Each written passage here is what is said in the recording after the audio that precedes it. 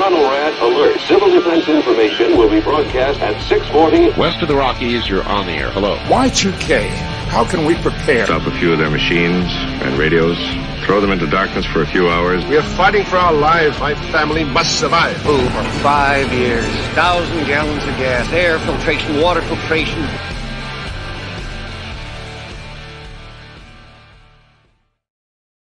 Coming at you from the frozen tundra that is East Central Alberta, Canada. Streaming live on YouTube, Twitter, Twitch, Rumble, and Odyssey.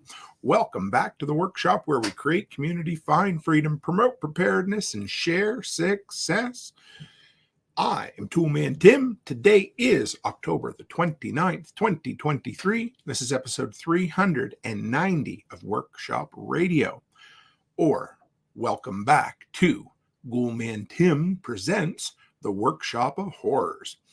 We finally come up with a name. Welcome back to the spooky season. This is the second of 3 Halloween-themed episodes we're going to be having here on Workshop Radio. The one I did the other night with Rob and Tracy was super well received. Thank you, guys. I loved it. We had a lot of fun. We could have went forever. Tonight is going to be our homage, our nod to the late, great Art Bell from Coast to Coast AM.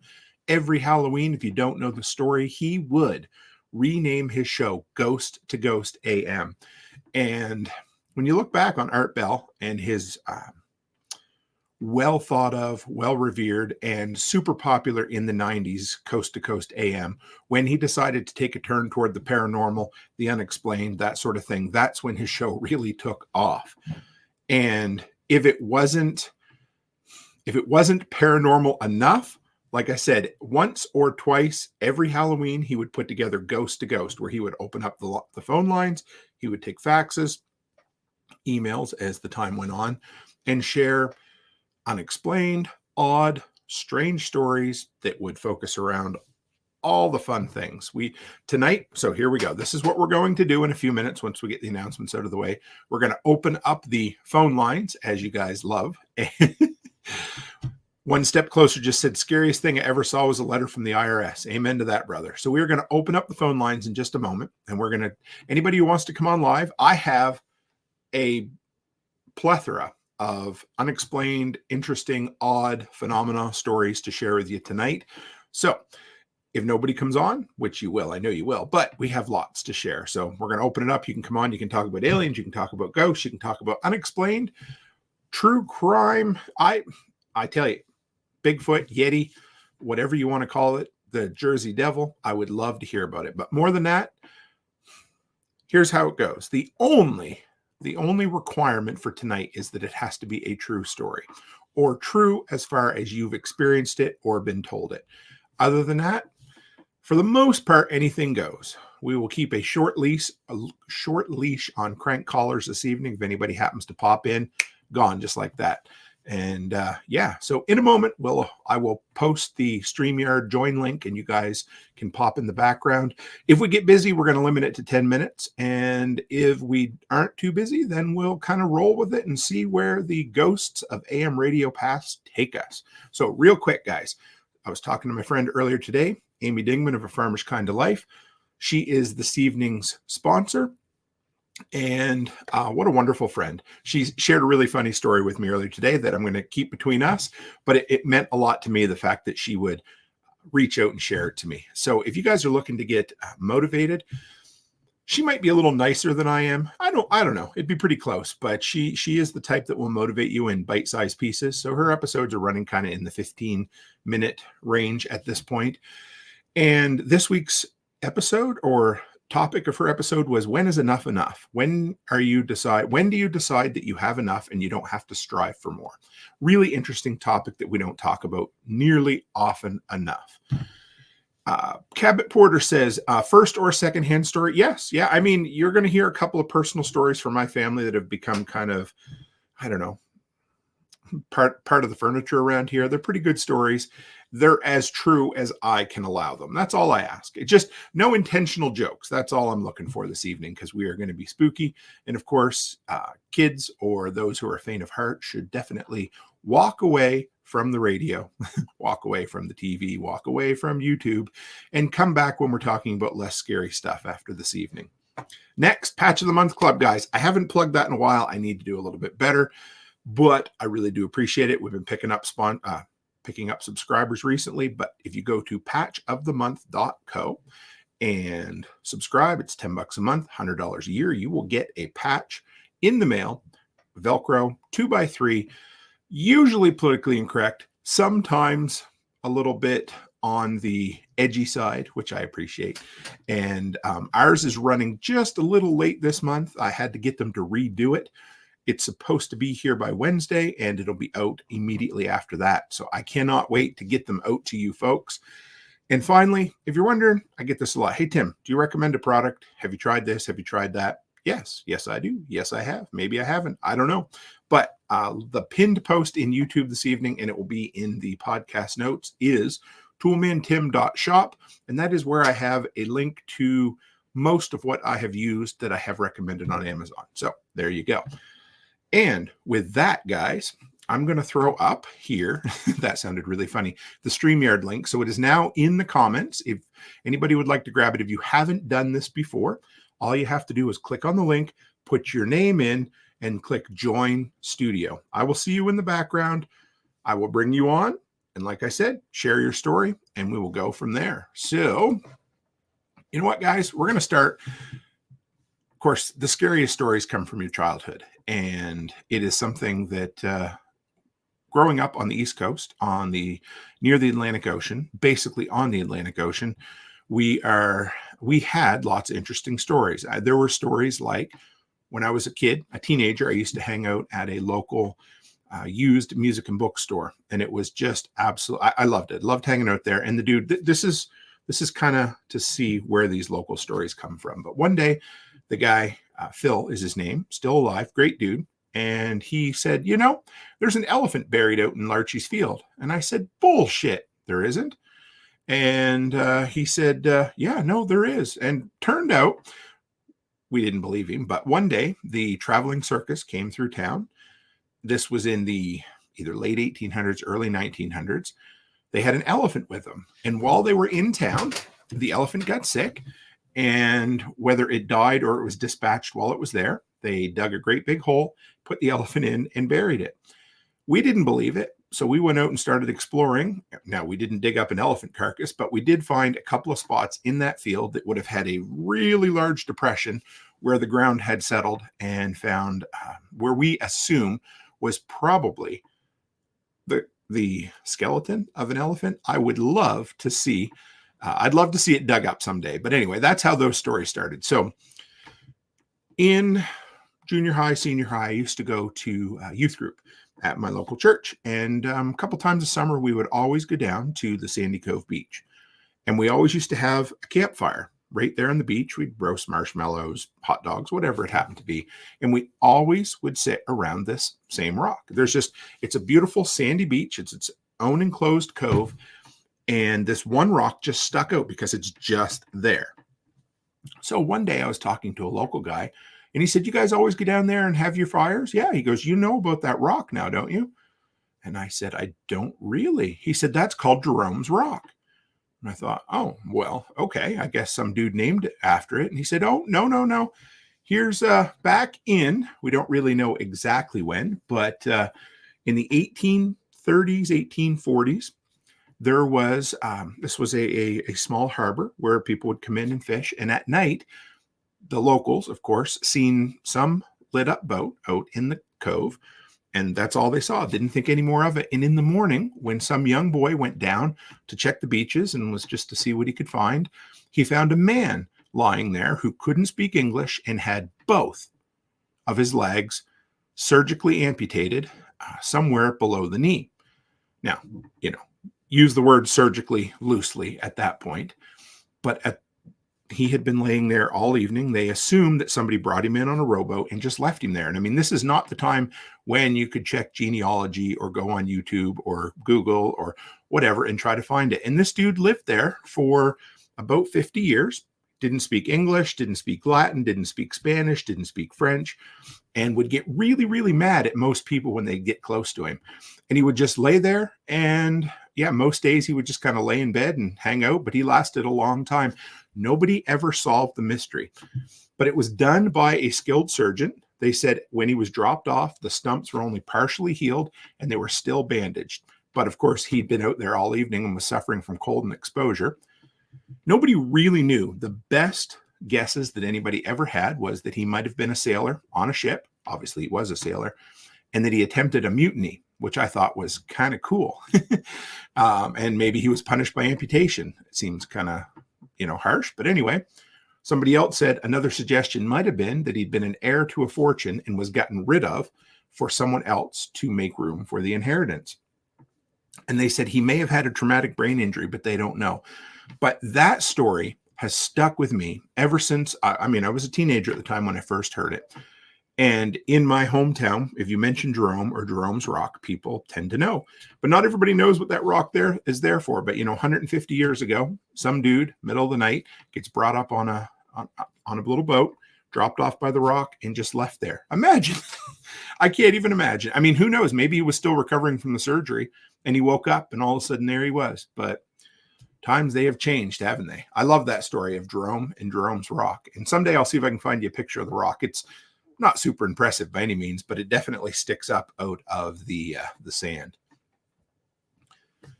How about this one, guys? Again, this is another one from Canada. Anybody heard about the story of the washed up feet? Not washed feet, not stinky feet, but the feet that continue to wash up on beaches in British Columbia.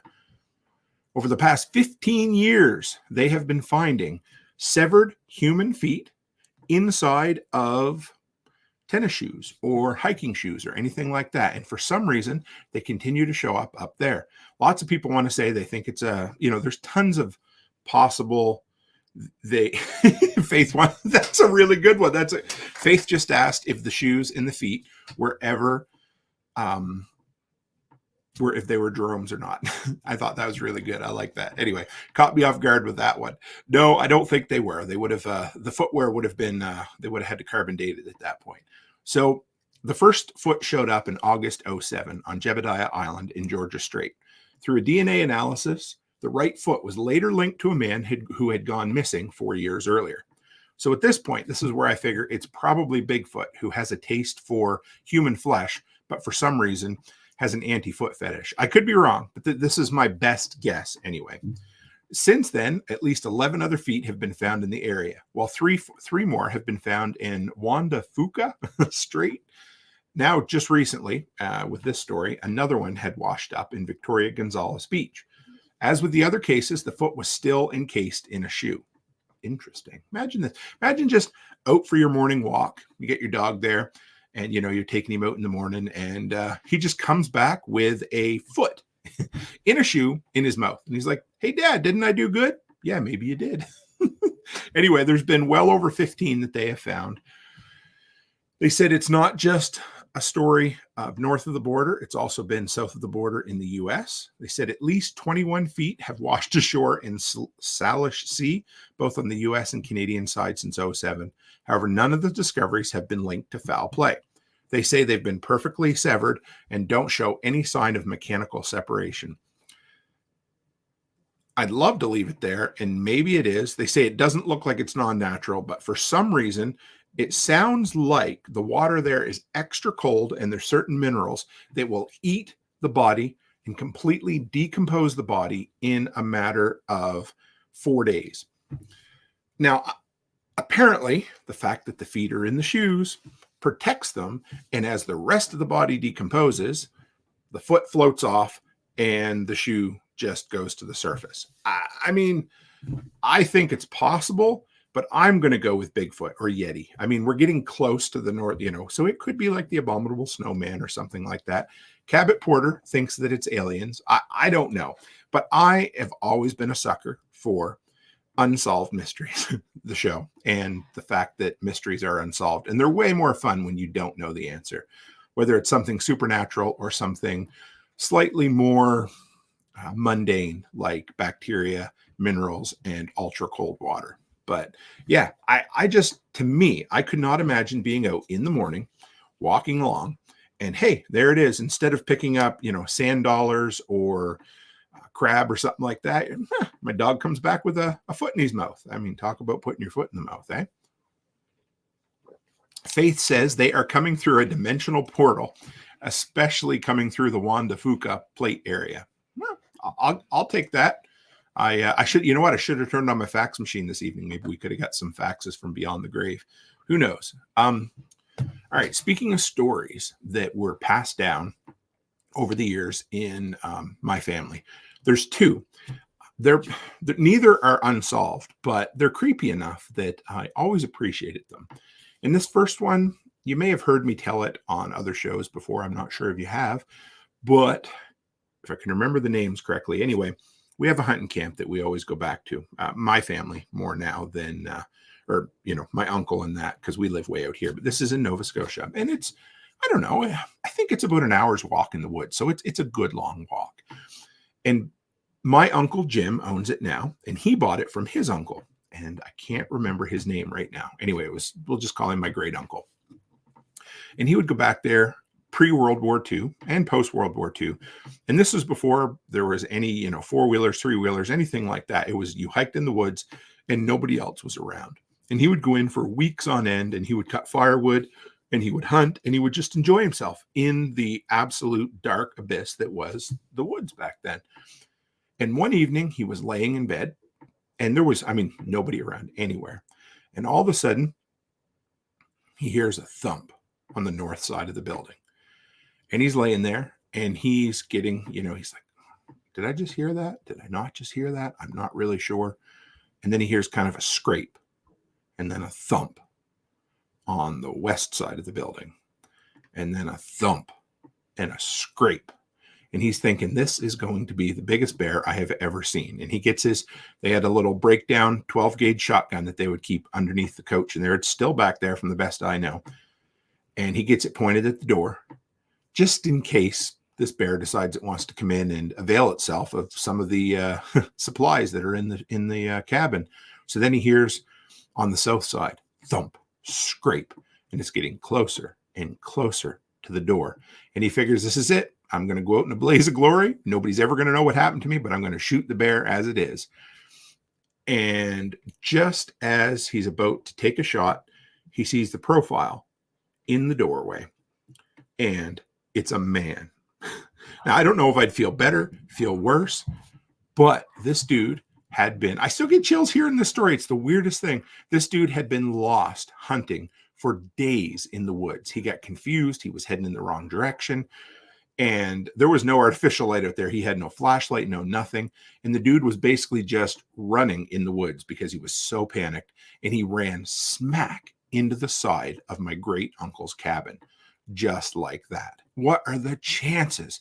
I could not imagine the fear that must have been on my great uncle's back. I get the cold chills. You just would not know. There is such a different time. Nowadays, it seems like there's people everywhere. Technology is around that you would expect maybe somebody would get in the woods and you would see them. But back then, it just didn't exist. And to hear that and to see that, that story still gives me chills while I tell it, guys. And then the other one was another uncle of mine. And this was in the summer of 1967. And they went to, I hope I get all the details right, but the spirit of the story is right. So my uncle went to the centennial anniversary or centennial birthday celebration of Canada I believe it was in Montreal at that time, 1967. Summer of Love. I don't know. Maybe it wasn't, but it was awfully close.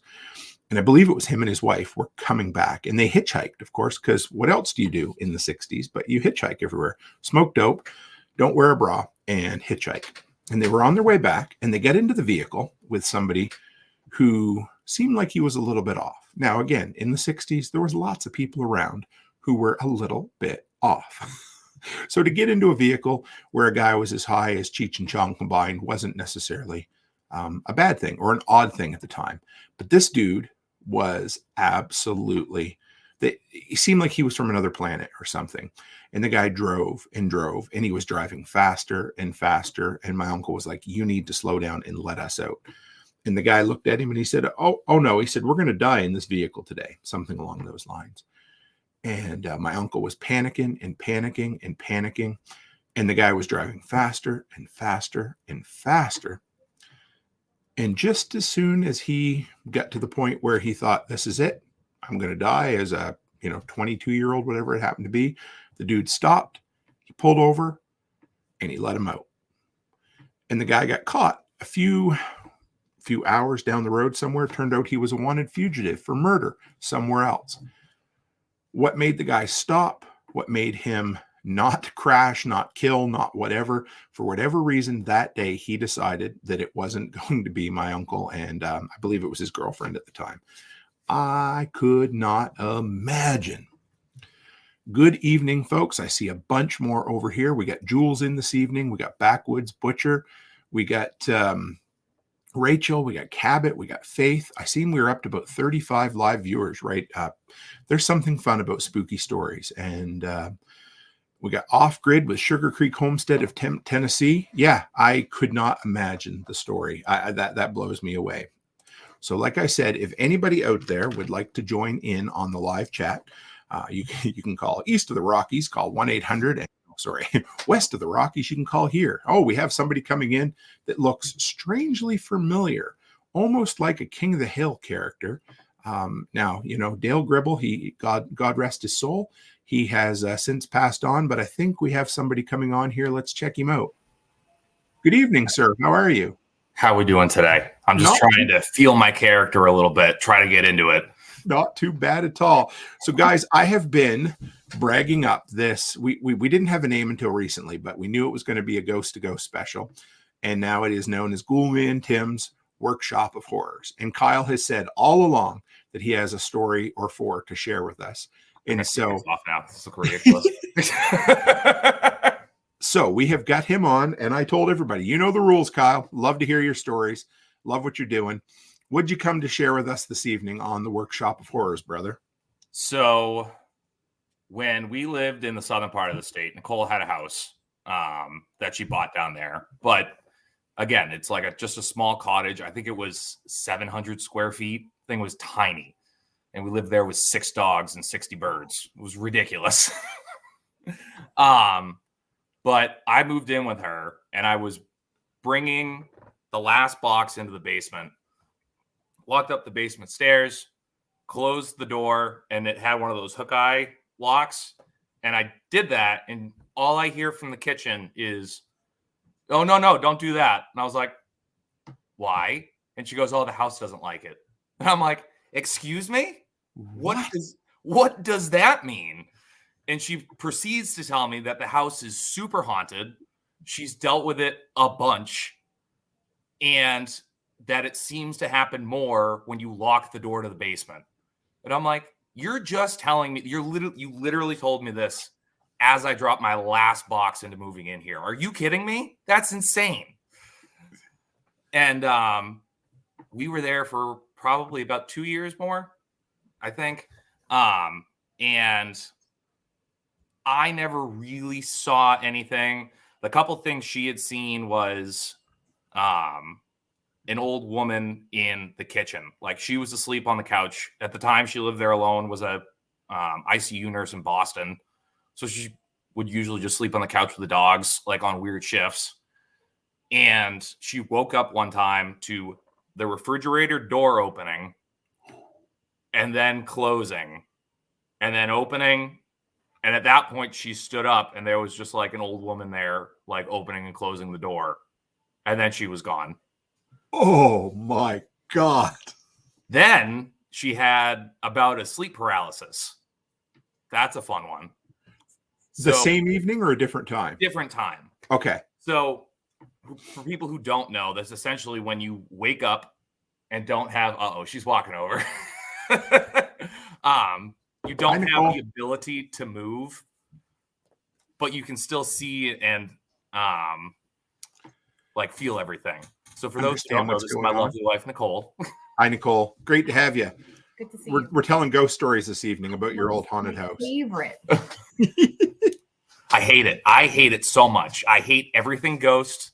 I hate like monster movies, like anything paranormal. I freaking hate it. I just have no time for it because it does freak me out in a way. You're super scared. I know. I'm terrified of them. I hate it. So then at one point we moved into the basement, like our bedroom into the basement. We wanted a king size bed, and the house was so small we couldn't even get a king size bed into our room. And so we moved into the basement. It was actually nicer, colder in the summer. I just need to clarify to make sure we're in a haunted house that doesn't like you being there, and you thought the best idea would be to move into the basement. I'm just making sure we're clarifying. Tim, you've met me now. I have, yes. I'm just saying. Yeah. Okay, we're on the right page here. Burning, so we were good. Like she had medians there and everything. Like there was something going on. So anyway, we're in the basement, and she worked nights, so I'd be home, sleeping at night by myself, and I'd be in the basement. And you have that feeling when, like, because I wear glasses, so when I take my glasses off, I'm completely blind in a dark basement. I'm not seeing anything. But you just have that feeling of like, there's something in here. And when I would sleep during the day, the same thing. I don't have my glasses on, but there was twice I saw like a figure walk across the bedroom or basement. I chalked it up to like, had a little too much wacky tobacco tonight. Not worried about it, because if I think it's real, I'm never going to sleep. And I went the entire time we were in the basement like that until we moved. And then very recently, like a year or two ago, we were talking about it. And she just goes, "Oh, I saw people all the time. Like there were things there constantly." And I'm like, thank you so much for not telling me. I would have slept in my truck. But she didn't tell you until you moved your last box in at the house. Oh, I hated it. I love it. Oh my God. So was there any story behind the house? Do you know? Was there anything like some bad scenario or situation that may have happened there in the past? I did a little bit of, light research, Dr. Google, I looked up. The family that lived there before me, a group of 3 sisters lived there and grew up. I don't know how. So a family of 5 lived in this cottage that was 700 square feet. It was insane. And so when I bought the house from one of the sisters, 2 of them lived locally. One of them lived in Florida, but she was unwell. She was dying. And I wonder if the old woman that I saw was her returning to the house and like being confused. Right? This is insane. It's absolutely insane every time we talk about it. But all the other experiences, I couldn't find no connection. No. But then there was also weird things like our lab that we still have. Oh, he had a mental breakdown. Literally would go through random mental breakdowns. Now, one, he's an idiot. So there's that. We could chalk it up to that. But there was one where for a month, he wouldn't come into the house. Like he would just stay out all day barking at the house. Like he wasn't even barking like out. He was barking towards the house and would not come in. And when he was inside, he would just shake. He would shake and look at the corners of the ceilings. And I'm like, I hate all of this. This is awful. What is it with dogs? I think they can see something. They can see another world or a slight, it's the whole color thing. I don't know, but they can see things and sense things that you and I maybe can't. Yeah. I don't know. I went down a TikTok wormhole on that the other day. I saw one and then it just started sending them to me. And I'm like, I hate all of it. I hate it. Like, I don't like it at all. I can't figure it out. I don't know why I enjoy this stuff. I'm a skeptic through and through, but there is something fun about not knowing. And I think that's what it is. My brain gets switched on by this stuff that doesn't necessarily have a reason, And it's like, we're in New England. Like, we're in old New England where it's like, there's tons of this stuff. Like, we grew up with it to an extent in the White Mountains. There's a national park where we always used to camp. But up there used to be a town. And it was a town until World War II, when all the men from that town that got drafted were just, it was one of the like big battles, and they lost essentially all the men in a town. Oh my God. And, but it's like, you go up there now, it's a class 6 road. Like, and we'd be bringing up, like, I'd bring up my Buick Century, like just dirt roading on this thing. But there's cemeteries all over the place. You can find cemeteries, foundations, tons of stuff all the time. And there's a certain section that has a cemetery in it that's like, shit happens here. Like, really? You deal with stuff. And we're up there camping one night. We were drinking. And we go and we get to that spot. I'm like, all right, we'll walk in. We'll see how it is. A little liquid courage. Let's do it. I think we're probably like 18, like riding up there. And I was in the back. And I felt about it then the same I do now. I'm not going to fully be like I'm not going to bitch out. But also, I hate every part of this. And if I die, I'm coming back and haunting whoever lives from this experience. Because now ghosts are real. So I can just do that. Right. But so we're walking, and it's just this trail in the woods, super thick. And I still don't know. The girls who were up front were like absolutely terrified. They come back screaming. And at that point, I'm not going to stay to see what happened. I'm in the back. I'm in the back for a reason, because I'm going to beat everyone to the truck, and whoever's not there is gone. That's it. But yeah, they were like, we saw something. I don't know what it is. It was about 6 feet tall. Like, we just don't know what it was. And I'm like, best case scenario, a bear, which is also a horrible scenario to run into a black bear in the middle of the Appalachian Mountains of like the north. There is. Yeah, the stories that come out of the Appalachian Mountains just blow me out. I can't. Well, like the true Appalachian Mountains, like down south. Yeah, that's nuts. But again, like we have that stretch up here, but it's again, old New England is just all of the craziest stories, because this is where people just tried to survive in like colonialism for so long that it was like everyone's dying. So if there's a good chance they're going to be around for a bit. Where I grew up, Nova Scotia. Yeah, same thing. 400 plus years of history there. Now, I know that doesn't, it's not a drop in the bucket compared to England, but as far as North America goes, for settled communities, that's as old as it gets, brother. And some of the trauma. So here's a fun story for you that I just remembered. And this is the best part of this kind of show, is that the stories come back to you as time goes on. So my parents, they got married in the late 70s, and they bought the house next door to her mother, my mom's mother, my grandmother. And it was a house built, I believe, in the early 1930s. And it shows that section of it. It was just a tiny little house. And there was an old sea captain that lived there that eventually I think they bought the house. I think it was empty for quite a while. Mm-hmm. Anyway, my bedroom was on the far north side of the house, way at the back, far into the house. And as the additions were built on, mom and dad's rooms got further and further away from mine. So I had more privacy, but you're a lot further away from mom and dad if shit went sideways, right?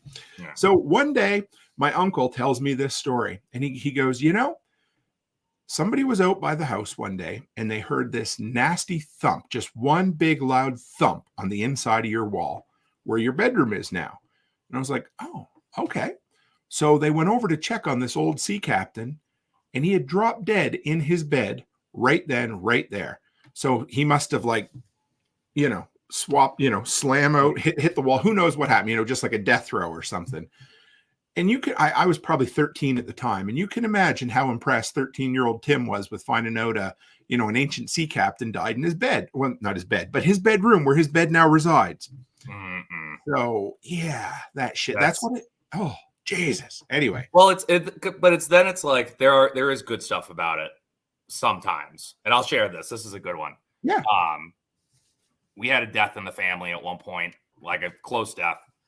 And when our second daughter was born, I had a moment where I took a break, went out and smoked a cigarette and just thought about, oh God, now I have another kid. Holy crap.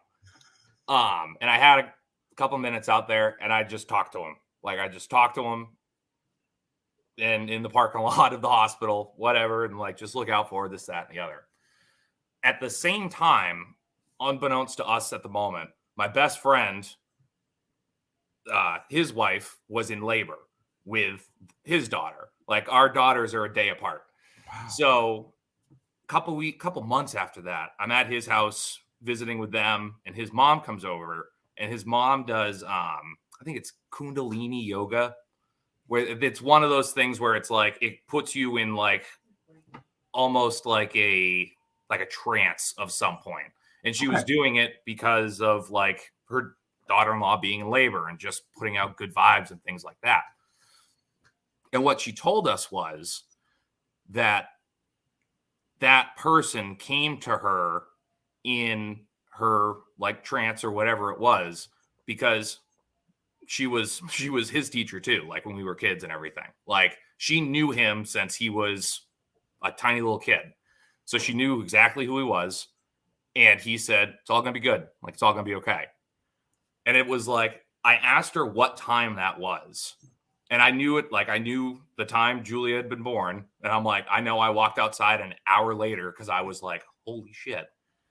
And when I did, like, it matched up to the exact time that I was in the parking lot talking to him, that he came to her in her vision, because it's like, I've called her mom forever, like, because I was always at his house and stuff like that. So it's like, that's crazy how that works out. And when it happens like that, it's like, I'm fine with that. That's cool. Don't walk up to me in my sleep. I don't like paranormal activities. Get the hell out of here. That is cool. Yeah. Oh, man. Well, Kyle, thank you, brother. I really appreciate this. This was great. I'm glad you were the first caller on the wild card line this evening on Workshop of Horrors, because I knew you'd have some good stories, and I knew you wouldn't disappoint, brother. I never do. Appreciate it. Absolutely. Have a good evening. You too. Take care. Yep. Bye. Bye. So, guys, I hope you enjoyed that. I knew Kyle would come on with, he'd bring straight fire. Absolutely. So remember, phone lines are open. And by phone lines, I mean, come along. Come on. You don't have to necessarily turn on your camera. You can just do audio only. You can even put in a fake name as long as you're serious and earnest with your stories. Because this evening in Ghoulman Tim's Workshop of Horrors, we are going to tell ghost stories. We're going to tell paranormal stories. We're going to tell alien stories. And we're going to have a hell of a time doing it.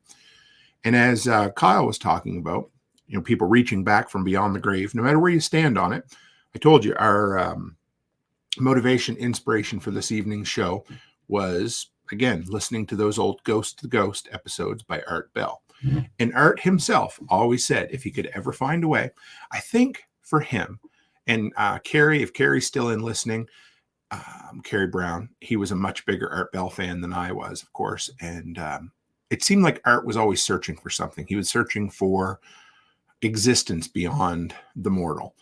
And whether he found it or not, I don't know. But he always said that someday, if he could figure it out, he would send a message back to his listeners. And, it'd be cool if he did someday. Let's just leave it at that. So this is going to be an alien story from Nova Scotia, where I grew up again. And this is from a town called, I hope you're prepared for this name, Shag Harbor. And apparently shag is a type of bird, but of course we made fun of it in high school. But it's the most well-known UFO sighting in Nova Scotian history. So well known, as a matter of fact, that their postmark from the local post office is a UFO. So people will send letters there to get canceled by the postmaster to get that little symbol put on their stuff. And I think that is pretty cool. So they said, Shag Harbor, first indication of mysterious occurrence would come from local residents who saw strange orange lights in the sky the night of October 4th, 1967. Seemed like a lot of weird things going on for Canada's 100th birthday that year. Most witnesses agreed there were 4 orange lights that evening.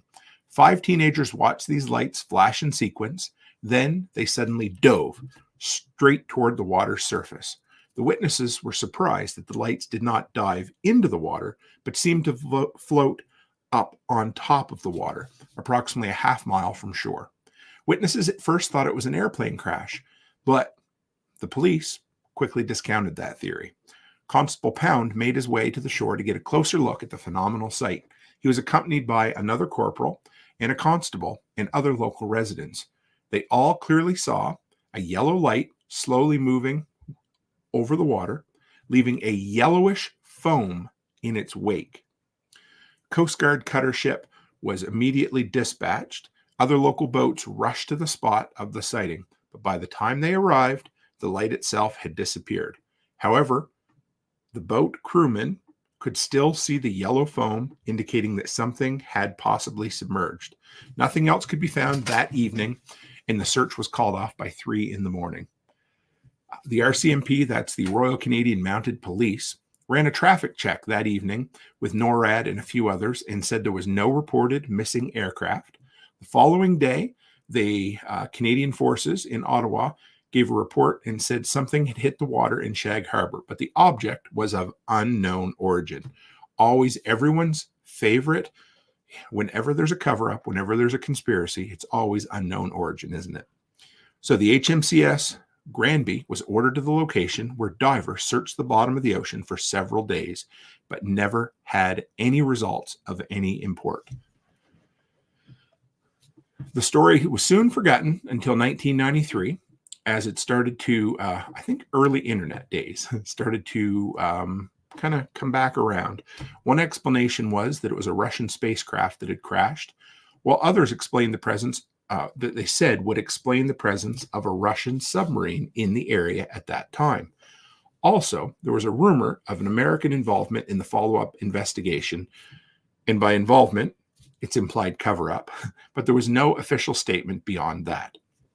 So back in 1967, 4 orange lights hovered across the water for what was about an hour, left an orange or yellow foam across the water, and nobody knew what happened. No sign of crash, no wreckage underwater, no missing ships, nothing.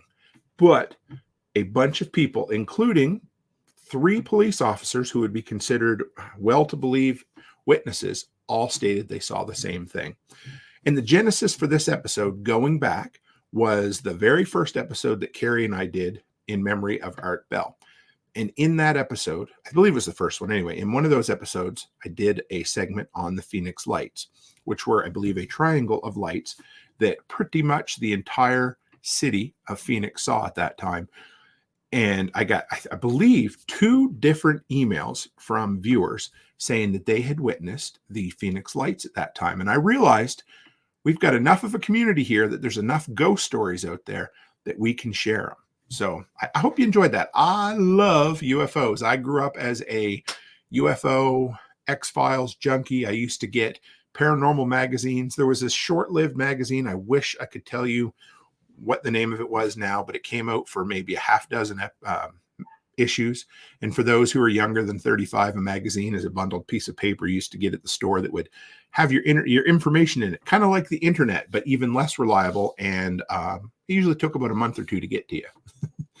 Anyway, I used to get them, and the one was on UFOs, another one was on spontaneous human combustion, all of that stuff, the creepy things. And I was the dude that would always go to the local library, and I would take out all the books on UFOs, and I enjoyed them. Conspiracy theories didn't matter, always something fun. So if anybody out there wants to even get on and share your favorite story, it doesn't have to be one you've heard, but your favorite unexplained or paranormal story you've heard. Cryptids, I love cryptids.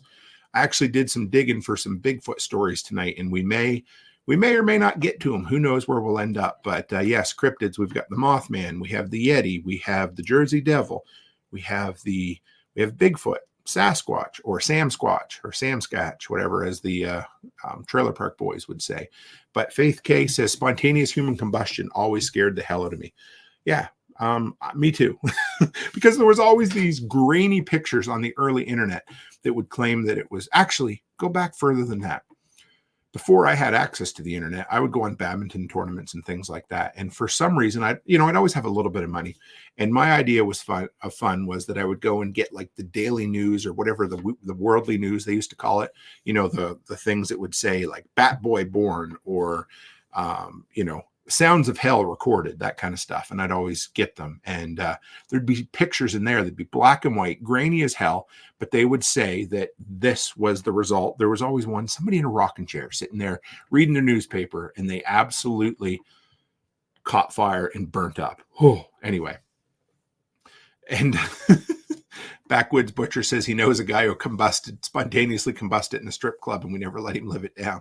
Skunk Ape, Bat Boy.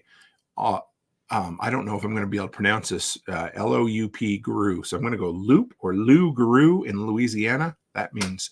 And Faith says, somehow I read about it when I was young, like junior high. I'm 51. And yes, the rocking chair. It always seemed to be in a rocking chair or a padded recliner. And they would burn themselves down through, and it would scare the shit out of me.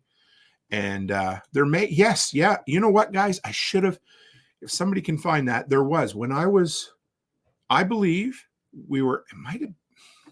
I don't want to say who I think it might.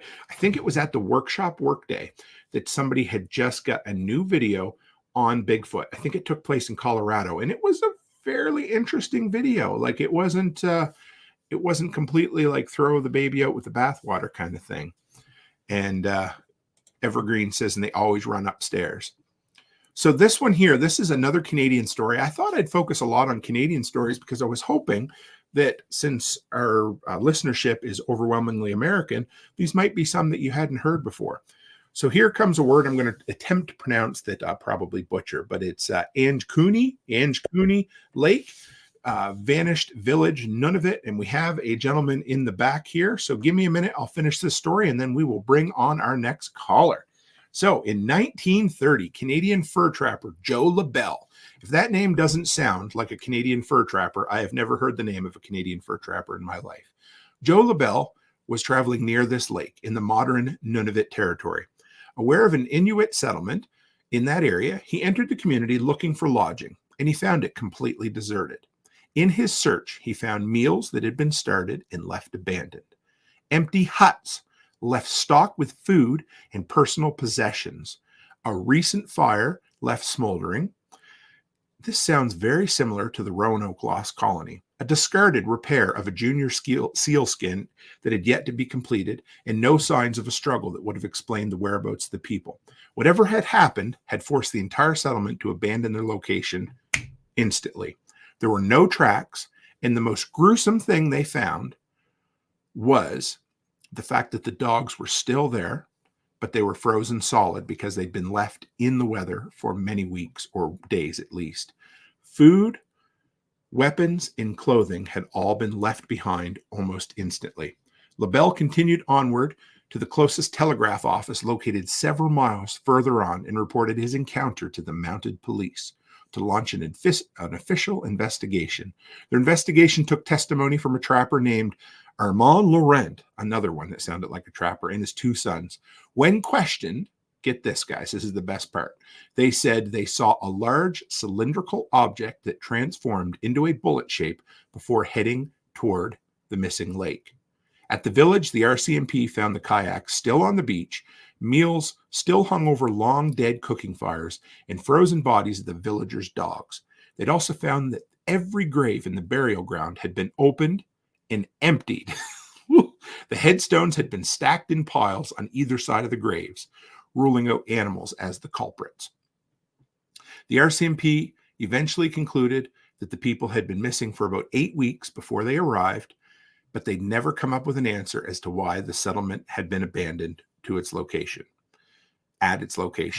If that story doesn't give you ice cold chills up the back of your neck, I don't know what does, but I love it. Oh, I love stories like that. Now, one more quick comment here. Faith says there was a Bigfoot on Bear Independent video a couple years ago on the range. I will have to look that up, and maybe I'll have to get somebody on that witnessed it. Now, joining us on the wild card line, no, actually, east of the Rockies, you're on the air. Hello, sir. Could you turn your radio down? How are you, Kerry Brown? I'm doing good, buddy. How's your night going? Really good. Trying to, keep the spirit of Art Bell alive for once in a while. Hey. Exactly. Well, I'm actually legitimately a little creeped out right now because I'm in my workshop, so I'm not bugging Angel right now, and something has already fallen out of the loft. I don't know why, And I'm not making this up, guys, either. Like this I know you're not. I know. I'm not. I told everybody has to be legit. Yep. Yeah. So something fell out of the loft. Now we went through it earlier today and organized it. So it was probably just something that just wasn't well placed, but there was that. And I keep hearing like thumping out here at the end of the shop, somewhere around the tree.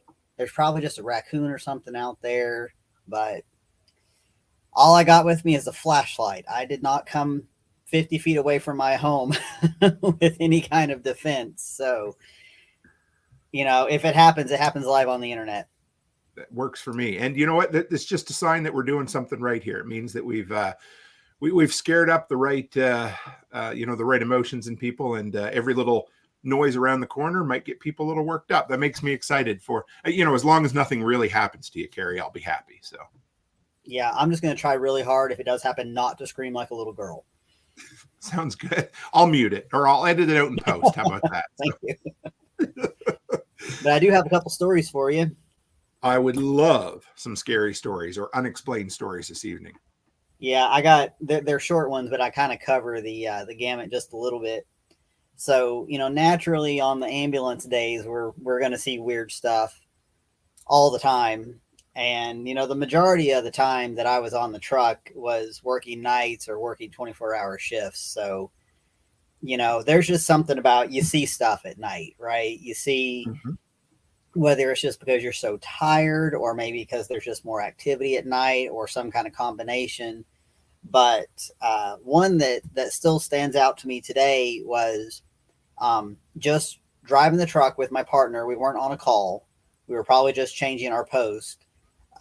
Just driving down on the kind of like the south corner of the county, which is just inundated with Civil War history.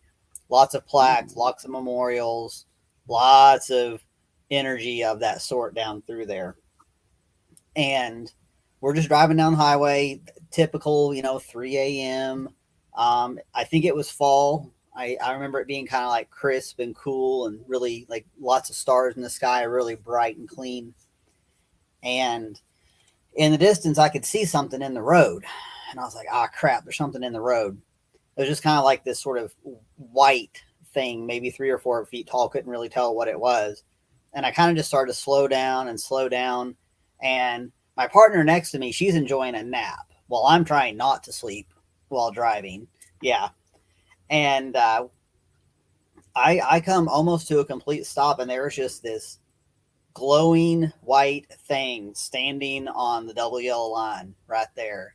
And I blinked a couple of times, and I was getting ready to nudge my partner and be like, "Are you seeing this?" And as soon as I looked over to look at my partner and looked back to the road, it was gone. So what do you think it was? Oh, probably a ghost, kind of like sort of the impression my brain makes now was that it was like a young girl in like a white dress or like a white petticoat or something like that. That was kind of the impression. And one of the kickers was, at that time, we did not have the dash cams on the trucks, and they came about like a year or so after that. And I was like, man, we hated having those on the trucks at the time because we felt like it was, an invasion of privacy, because it recorded us as well as it recorded the street. But that would have been one of those times where we could have manually activated it and went back to check. So that was wild. I had it wasn't really a creepy feeling, but it was, it was different. So was it, this would have been near where you are now, somewhere kind of in the Knoxville area, or? Yeah, not far, like 15 miles south of here. Yeah. Okay. You want to make any guess on what kind of ghost? You think it was a good ghost, a bad ghost, anything like that? I think it was just a young, maybe a girl or a young woman, kind of the dress looked to be anywhere from late 1800s to maybe like early 1900 era. Probably just there's, it could have been somebody who died young. There's a lot of stories about young women being widowed when their husbands died in the war. Sure. And then, some of them, they didn't want to continue going and they died as well, and things like that. So But I mean, we've got a history center here that is just packed full of information. So if you ever wanted to like deep dive, Civil War history, turn of the century history around here, there's plenty of stuff to look up. Well, it was such an emotional, I mean, not that wars aren't emotionally charged, but it was such an emotionally charged war with, friends and family fighting each other and just brutal violence. To me, it doesn't surprise me that there's people left behind in the in-between, or whatever you want to call it, from that kind of thing. Because, Art Bell always used to say that he felt like the ones that got left behind or stuck behind were the ones that came out of something in violence or abrupt, or you didn't really know, but there was something that was surprising or overwhelming about it, Yeah. No time to settle up emotionally with the circumstance. Exactly. And Faith says, they say women in white are women who went nuts and killed their kids, then killed themselves. Well, that's pleasant. That takes it from a semi-friendly section to so that's interesting. That's good to know. I've never heard that, but I'll take it. There's very little expert in that end of things. So, and you suffered from sleep paralysis before? Yeah, it happened to me a few times right after I started working nights. It happened to me once, actually, when I was on duty trying to catch a nap. We try to catch a nap in between calls. And I remember like being conscious and thinking that I was like hearing the radio, thinking that I was hearing our unit number be called, and could not move, like could not sit up, could not answer the radio, could not anything. And I finally did wake up, and it turned out that and it could have just been a dream, because they weren't calling us. It was for once quiet. And but it was bizarre. It only happened a couple of times. It happened one or two times at home, right as I was trying to get my body to adapt to working those kind of hours. And I'm glad they went away, because that was just it's terrifying. I was going to throw it out. If anybody else in the audience or listening has suffered from it or has any stories, share them with us, because that's another thing. I don't know why I find that stuff so, I don't know, just intriguing, But yeah. Did you say you had a couple stories for us? Yeah.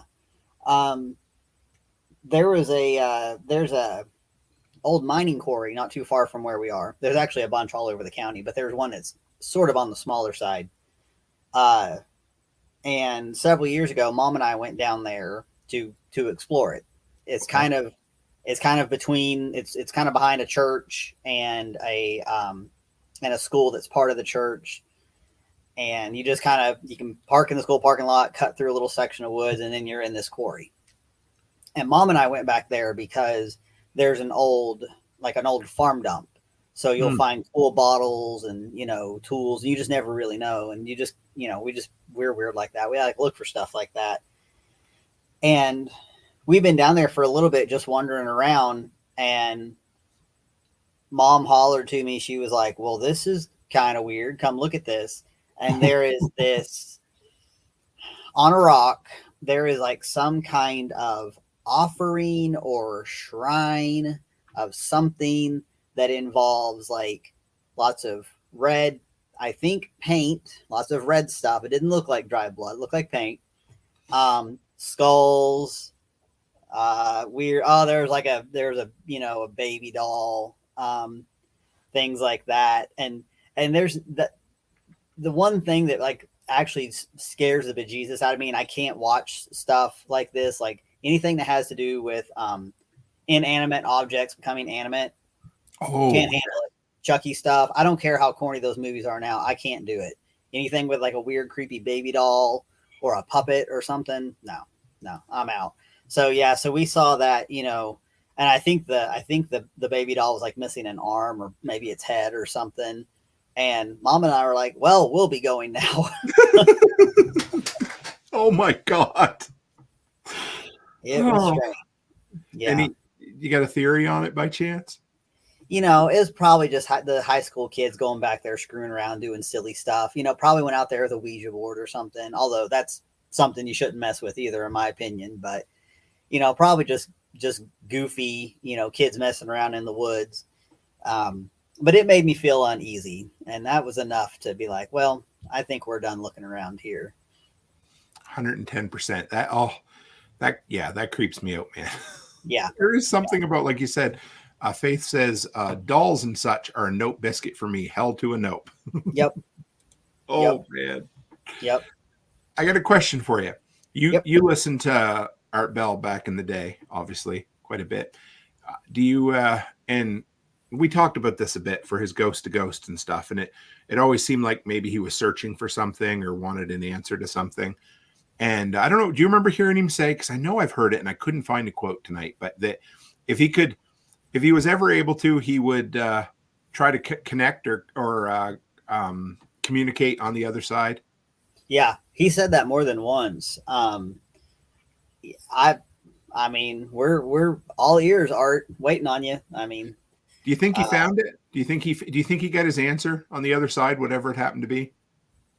Maybe like he's too busy being, you know, reunited with Ramona and having a good time on the other side. So that would I don't doubt that he certainly had the intent, but you know, who knows if you're able to, or you know, what if what if we undergo reincarnation instead of like a heaven or a hell, and he's, you know, Art's off being somebody else or something else, depending upon how you get reincarnated.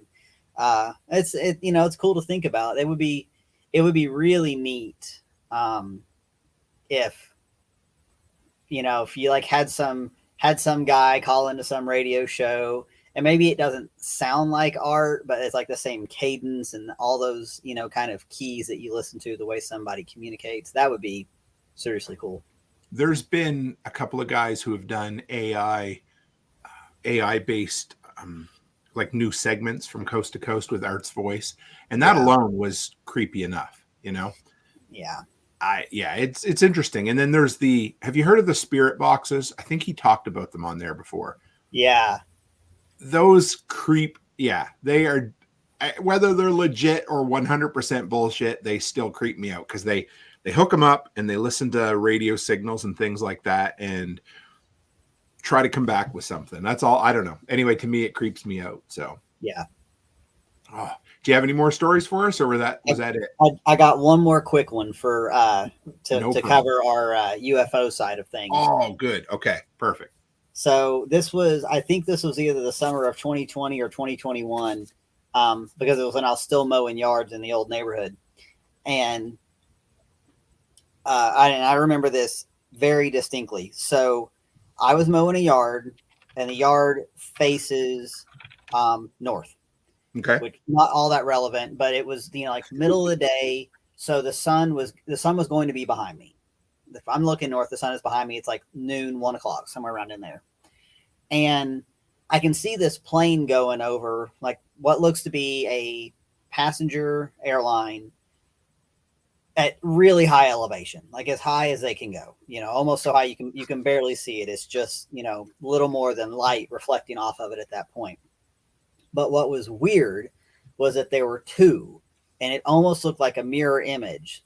So, you know, we have enough like Army aircraft fly over where it looks like, well, I know what it looks like when they fly in formation. Sure. When they're flying just off each other's wing. This was most definitely a passenger airline. And if you imagine, like, if you can see this first plane like just below 12 o'clock, and the other plane is just above, but they're, to my eye, they look exactly the same size, which means those planes would have been flying within, I don't know, a few hundred feet of each other. Nowhere. I mean, passenger airlines don't fly that close to one another. We know that. Exactly. Crazy. So it almost looked like a mirror image. It was really strange. It almost looked like, because the light was reflecting differently off the one on the bottom versus the one above it. And I got pictures at the time, but you really couldn't see anything with the way the sun was and the distance and everything, and, you know, scratched up phone lens and all that kind of stuff. And, I went home and I told Angel about it. I was like, I saw the strangest thing. So, for the people who think that that the earth is in an enclosed system, that there is no space, or the people who believe that, and they say there's this firmament, that there was basically a dome, that made me wonder, like, was that plane so high that it was close to the top of the dome and it was causing some kind of reflection or something? So interesting. I don't know. It was weird. I don't really believe anything one way or another. I just kind of like to explore it all. Oh, me too. That's what I love. We were sitting well after dark at the Midwest Preparedness Festival there in Kansas this year. And we looked up and somebody said, "What the hell is that?" And I took a picture, and it was a streak of two lights side by side. And if I hadn't have known what it was, it would have creeped the hell out of me. But it was the Starlink satellites being launched. Mm-hmm. But it looked like, in the picture, of course, it looks like a streak of light, but in real life, it looks like a bunch of dots moving together. And there are those satellites going, and it's the creepiest thing. And I don't know what it is about unexplained things that you see in the sky that stick with you. Yeah, especially in the daytime like that. That was what was so strange. What do you think it was? I don't, it was a really clear day, because it's possible you can have light reflecting off of a cloud and things like that. I just don't know. Like I said, it looked like a large passenger jet, but both of them were moving in the same direction at the same speed. They weren't emitting any trails, so I couldn't really judge anything off of a trail. But like I said, one looked clearer, and the second one looked a little bit distorted. Like a reflection in like a somewhat warped or bent mirror. Interesting. Funhouse mirror style. That picture you took from a distance that really couldn't tell much would have fit in really, really well with some of those mid-90s pictures that Art used to put up on artbell.com. I think he would have appreciated that very much so. Yeah. Well, thank you, Mr. Brown. I knew you'd bring your A game this evening. I love those stories, brother. Glad to help. Good to talk to you, buddy. Talk to you soon. See you. So what'd you guys think of that? I knew Carrie would bring some good stories. And still, Jeremy, one step closer, says weather balloon. And I would venture to say it's possible, except that it was two of them and they were totally mirrored. So I don't know. Interesting. I don't have a clue what it could have been, but I still love hearing those stories. So if you guys have more stories you want to share, I've got lots more here, but keep bringing them. I just threw up the join link in the chat this evening. Come on by. We will open up the lines. We'll get your stories. No matter how inconsequential you might think they are, I would love to have you on just to share, because this is a hell of a lot of fun. And I'm glad that we've had Kyle and Carrie on so far. 1991. This is the disappearance of a cattle salesman. Vasil Georgiou, a 63-year-old cattle seller from Romania, vanished in thin air for 30 years. He was the type of guy who would travel from countryside to the city via train and to go sell cattle, go to auctions, that sort of thing. And in 1991, like always, he told his family, "Hey, I'm going to take the train and I am going to go look at some more cattle to auction." He bought himself a train ticket as usual, told his wife and kids he'd be back in a few days. That was the last time his family saw him for 3 decades. The family reported his disappearance to police, but nothing came about from it. So they eventually assumed that the man had met to foul play, and they held a memorial service in his honor. Fast forward to August 2021. On a Sunday evening, a car stops in front of the Georgiou's family home and drops off Mr. Vasil, who is now 93 years old. Unfortunately, the few neighbors who witnessed the scene were too shocked that they can't remember the car's plate number or even whether there was a driver in the vehicle or what the said driver looked like. It needs to be pointed out that Mr. Georgiou's was the only person who got out of the car. The driver never set foot out of the vehicle. Strangely enough, the man had on him the same pants he was wearing 30 days, 30 years previous, and in his pockets, the family found not only his ID card, but his train ticket that he had bought 30 years previous. Everyone who knew him had noticed that Mr. Giorgio had looked pretty great. He was clean, well-kempt, and in good health, which means in all these years, he was very well taken care of. The only issues he seemed to be having were neurological in nature. More precisely, Mr. Giorgio's remembers his family, but is clueless about where his whereabouts were during the previous 3 decades. When asked by reporters and family where he was all these years, he replied candidly, "I was at home." What in the world happened there? The dude disappears. He get train ticket, ID, and pants he comes back with 30 years later, just like nothing had happened. Somebody dropped him off. Nobody knows what happened. I would love to hear whatever your guys' best theory is on things like that. And oh man. Hunter says, dealt with a crackhead that looks zombified. That's about it. Ooh, that's still pretty creepy. Anyway, yeah, there are, you see, and to not go too far down that rabbit hole, but you see some of the footage from San Francisco and recently from Vancouver, Canada, of the guys or the gals who are in, some drunken or a drugged stupor. And you walk by them and they don't even know you're there. They might be standing there. They look like they're dead or they're hanging over something, but they're alive. And they look like some sort of post-apocalyptic wasteland that have been, affected by radiation or something else. But it's unreal. One step closer's best guess is a time portal. I mean, it's possible, except he come back looking 30 years his age.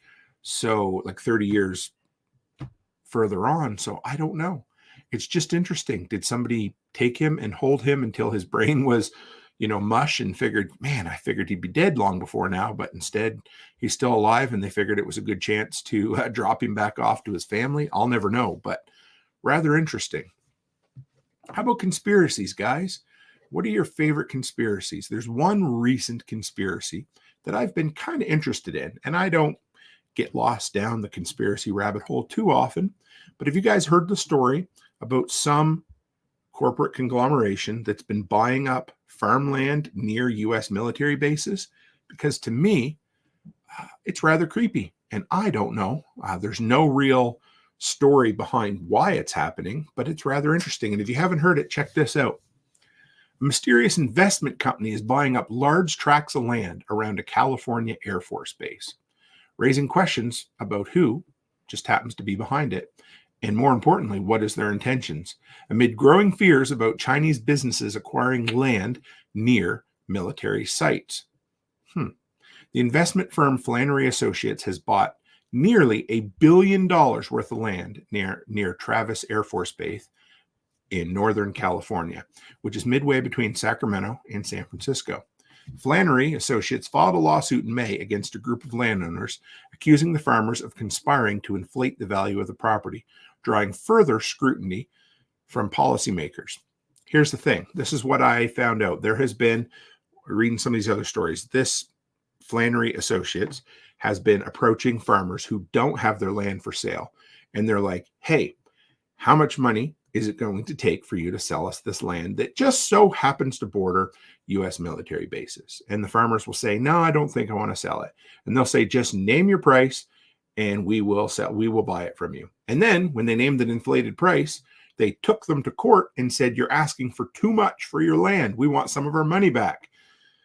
Anyway, and so this is what's been going on.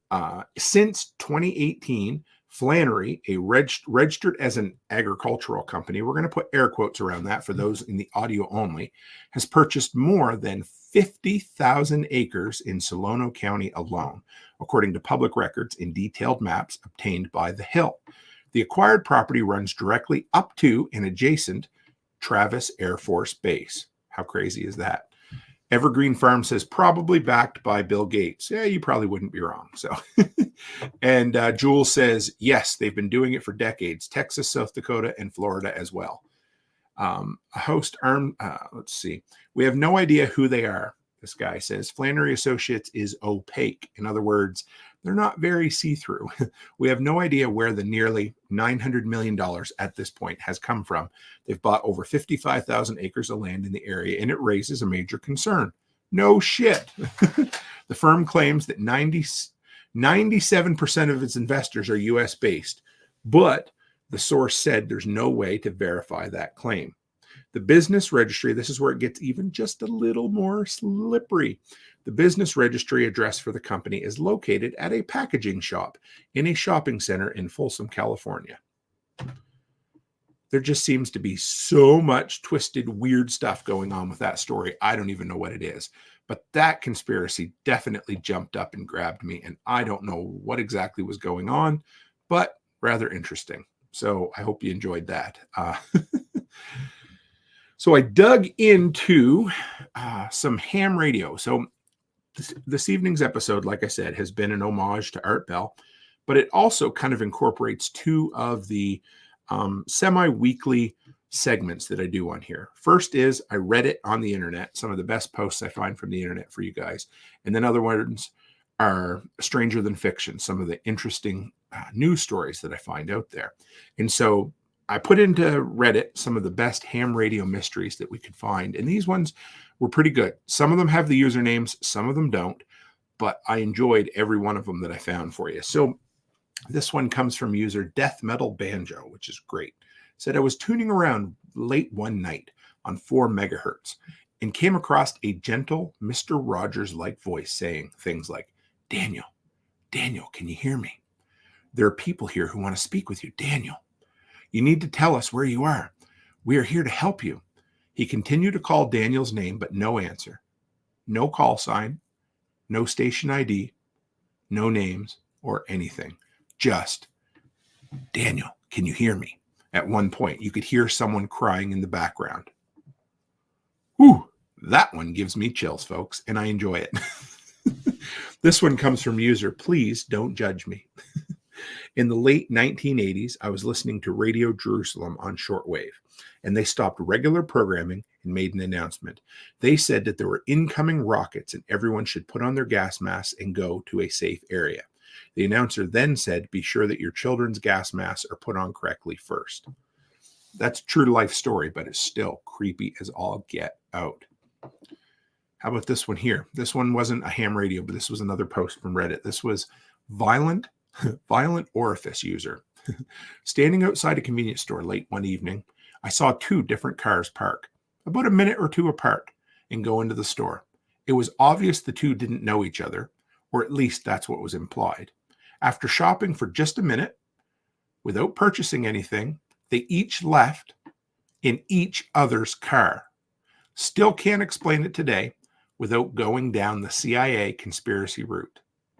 I don't know. What do you guys think about that? What would you do if you were sitting outside of a convenience store late at night doing your best Jay and Silent Bob impersonation, and you see 2 random strangers who at least act like they didn't know each other, pull up to the front, go inside and shop, quote unquote, for a few minutes, hop back out, and then get into each other's vehicles without a word spoken and drive off? Weird shit going on there, hey? How about this one? This one was from a deleted user, so I couldn't credit them for this. I was driving one night in a really foul mood and speeding. Like when I say speeding, I mean at least 25 over the limit. And that's 25 in freedom units, which is like 40 in these fake Canadian units we have, right? Anyway, this car gets behind me, and for some reason, I can just tell it wasn't a cop. It was a full-tinted Chevy truck with weird lights on it, like comically large aftermarket front headlights. Once it got behind me, I got a really eerie feeling. I couldn't explain it. Like my body just knew something was wrong. Anyway, I figured if it was a cop, they'd light me up for speeding. But for some reason, they just kept pace with me. On and on I went for miles. They were speeding just as fast as I was. And at this point, I'm getting more than a little weirded out. So I turn off the freeway, and they choose to follow me as well. I turn into a gas station, and damn it, they pull in behind me. I figure if I'm going to get axe murdered, at least the cameras will pick it up and give my family some closure. Something just didn't sit right with me. I knew something was up. As I'm getting out of my truck, as I'm getting out of my car, the truck's windows roll down. And what I saw still haunts me to this day. It was a dude that was heavily disfigured, of the likes I could only compare to the guy Rocky Dennis from the movie about a guy with a crazy disfigured head who falls in love with a girl who loves him for who he is and not his face. And he starts to motion to me with his fingers, like telling me to come closer, come closer. I don't care if he was going to give me the winning Powerball numbers. There was no way in hell I was going to approach his car. I bolted inside to the gas station. At this point, my whole body is shaking. I try to tell the clerk what's going on as they stare at me, probably thinking I'm drunk or high off my ass, as my story didn't make any sense to anybody but myself. I look outside and the truck is gone, and I still have nightmares to this day. That story creeped me the hell out. Faith K says strangers on a train, and Hunter says not quite a dead drop, talking about the Jay and Silent Bob car switch from the previous story. But yes, strangers on a train. I believe that's the Hitchcock movie where two strangers meet and agree to murder someone for each other so that it's completely untraceable. An interesting concept for sure. How about this one? Did you guys ever hear that there was a UFO story in Chicago at the O'Hare Airport? I thought this one was kind of cool, and I hadn't heard it before. It was another one that I came across on Reddit today, and I wanted to share with you. This was a newspaper article, and it said the city of Chicago isn't known as a hotbed of UFO activity, but O'Hare Airport is the home of one of the most publicized sightings of the last 10 years. A flying saucer-like object was spotted over Concourse C of the terminal in November of 2006 by pilots, management, and mechanics. The incident was reported by Chicago Tribune columnist a few weeks later. Noted the object was first seen by a United ramp worker around 4:30, and after that, a variety of witnesses said the object was dark gray and 6 to 24 feet in diameter. Some people said it appeared to be spinning like a frisbee, while others said it wasn't rotating at all. All agreed the object was silent and appeared just below the 1,900-foot cloud deck of that day, until shooting off into the clouds and leaving a circular hole shape in the clouds. Interesting, hey? And Faith K says the O'Hare sightings were recent, and Illinois has a lot of sightings, and Hunter hadn't heard of this one. The story continues. This is a quote from a guy named John, a mechanic. But I know that what I saw and what a lot of other people saw stood out very clearly, and it definitely was not an Earth-based aircraft. A manager on Concourse B ran outside his office after hearing the report about the sighting on an internal radio system. He said, I knew no one would make a false call like that, but if somebody was bouncing a weather balloon or something else over O'Hare Airport, we had to stop it because it was in very close proximity to our flight operations. The story was eventually picked up by many major media outlets and caused people to reconsider the idea of UFOs, though the FAA and the airline refused to investigate the incident. Again, this is what happens, right? These creepy stories, something that's unexplained, and government organizations say, "Nah, we're not going to bother, are we?" Creepy. The FAA dismissed the incident as a weather phenomenon. Astronomers agreed, saying the weather conditions at O'Hare that day were right for a hole punch cloud. In other words, a cloud with a hole punch through it from an aircraft going through. No shit. That's exactly what people saw. The UFO, or something like it, passing through the cloud and leaving a saucer-sized hole in the clouds. But it doesn't, whether the clouds were perfect for it or not, it does not infer or doesn't negate another unidentified flying object that was seen by tons of people who would be considered, valid and not insane. And this is where it all came from. There was a Reddit comment, and it said, not me, but my dad threw bags at United in Chicago for 2 decades. He was at Gate C during the famous UFO incident, and he said, without a doubt, it was a UFO. He and everyone else, including pilots, were pulled in by a bunch of suits and told to not speak of it or they would be fired on the spot. Interesting, hey? And Faith says, yes, that's what's different about the recent O'Hare ones. They were viewed by several air traffic controllers, not just civilians, people who should know what aerial phenomenon necessarily look like. And Cabot Porter says, astronomers talking about clouds. Strange. I just want to go back and make sure that I read that right, guys, because it said, yeah, here it is. The FAA dismissed the incident as a weather phenomenon. Dr. Mark Hammergren, an astronomer at Adler Planetarium, agreed, saying the weather conditions at O'Hare that day were right for a hole punch cloud. Interesting. Jules says she had a truck follow behind her for over 300 miles on my way back from Kansas last week. I finally got him ahead of me so I could get a photo of the plates. He immediately fell back and disappeared. It's funny you mention that, Jules, because when I was coming back from Kansas, from the Midwest Preparedness Festival, going to see Becky in Nashville, I was at the second half of my day, so I made it as far as St. Louis. For 3 or 4 hours, I had a Jeep, like a Jeep SUV, follow me. And no matter, I kind of just would speed up and slow down a little bit, and they seemed to hold on to my speed. And I just happened to notice them eventually because the vehicle looks similar to Carrie's. I think he has a Grand Cherokee. I might be wrong. And eventually they pulled off, but they followed me for long enough that it got a little uncomfortable. And I was wondering, what the hell is going on? And of course, just when you think that, off it goes. This one here comes from user Kensington. And before I share this one, I've got this one, and then I've got a file to play for you at the end here, guys. So if anyone else has a story that you want to share, I will share with you the live invite link here one more time. I'd love to have one more person come on if phone lines are still open. And if you'd like to get on, click this link now and come in. And if not, you got to wait 12 months until next year's Workshop of Horrors, brought to you by Ghoulman Tim. But we'll see. We'll see where we end up here, guys. So, Kensington, this is an interesting one. I was at home alone watching TV. I had it running through the stereo. Suddenly, it starts to get louder. I look at the stereo, and the volume is counting up. I had it on 12. It's at 18. Now 19. Now 20. Counting up at a steady pace, I think to myself, fuck, I set on the remote. I raise my arse from side to side to find the remote, but it's not there. 33, 34, 35. The TV is now incredibly loud, and I glance to my left just in time to see the remote drop from head height in thin air down onto the arm of the sofa. What do you think of that? That would creep me the hell out. How about this one? I was camping alone in the middle of the plains in North Dakota. A storm blew in, and I was stuck in my tent under some trees, and I got a super strange feeling.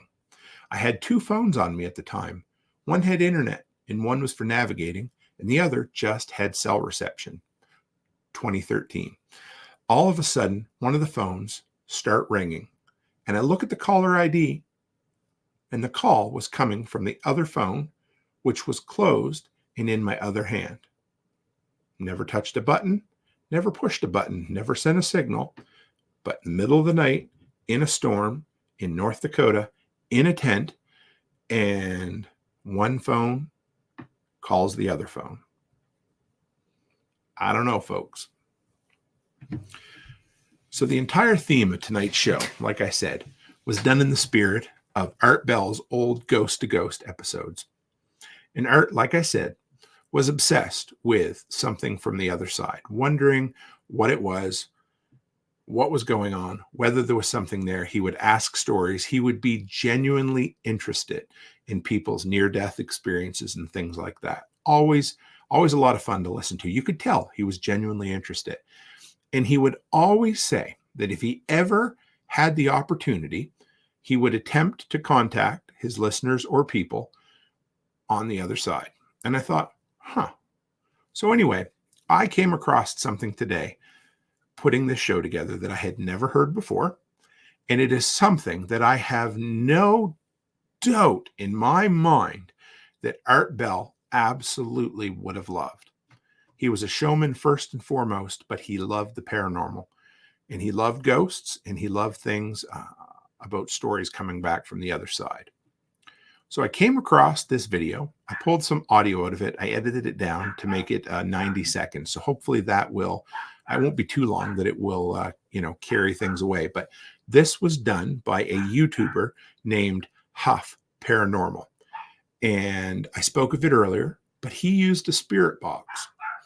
And he used a spirit box the day after Art Bell died. Just as soon as he woke up in the morning and he had around 15 emails from listeners saying, hey, Art always said that if he ever had the chance to connect or communicate from the other side, that he would do it. And they figured when would be the best time, but the day after Art Bell passed away. So YouTuber Huff Paranormal used a spirit box. He hooked it up and listened to the airwaves, and this is what he came back with. Make sure you guys can hear this. It's 90 seconds long, and we'll give it a listen. Tell me what you think, and make sure you can hear it. Hi, let's prove this. You're talking. You can help me prove. The time has come. What do you see, Art? Some they don't think it's. I'm going to focus on Art. I'm going to focus on him. I'm focusing on you, Art. Do you train? Let me say it. There you are, Art. Art. Come on, Art. You can be heard. You can be. You said some time. You believed in ghosts. When? What do you think of it now?